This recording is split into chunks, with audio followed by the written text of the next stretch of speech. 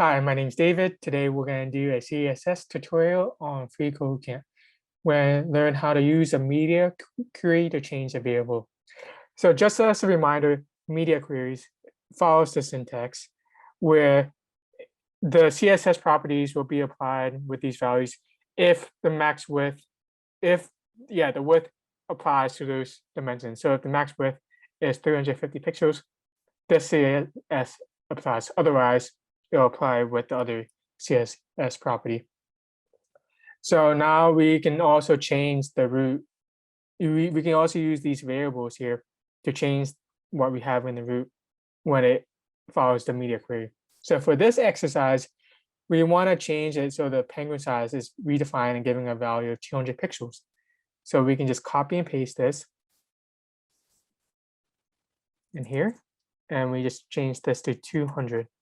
You see here, the penguin's smaller. And now we do the other aspect they wanted, and we redefine penguin skin and give it a value of black. So we just copy this and give it a value of black. And that's it. Thank you.